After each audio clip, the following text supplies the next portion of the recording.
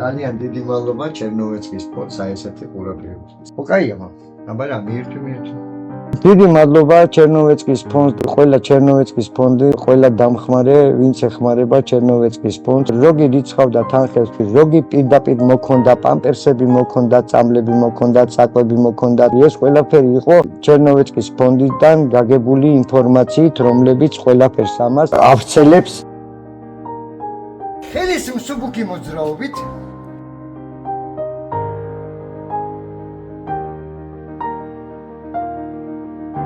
რა კარგია, ახალი ყველაფერი კარგია. შესაძლებელია.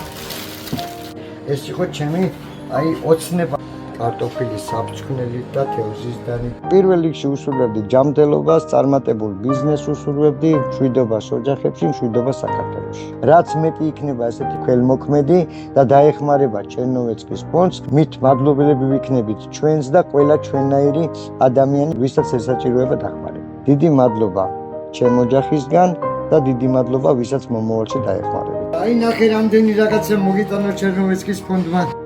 სადღე იგრძელოს დავლებთ. დავლიოთ სადღე იგრძელოს. ძალიან რამდენი ძგინდა. აი ყველაფერი მოგიტანეს მაშინ. ყველაფერი კაია. შეხედე ეს რა ლალამაზია ნახე, გულები, ყვავილები, ეხლა ახერებს დაგიდებ რა.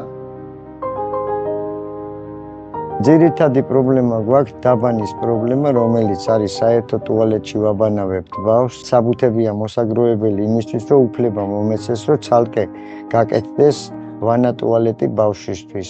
როგორც კი ეს პრობლემები მოგვარდება, მიმართავ ფონდს და მე მგონი, რომ ფონდი დამეხმარება აი ამ პრობლემის გადაჭრაში. ეხლა რაც გვჭირდება, ყოველთვიური კვება, ყოველთვიური მედიკამენტები. მერე ზამთარში გვექნება პრობლემები გადასახადების, იმიტომ რომ უნდა გავთვეთ ელექტროგამათბობლები.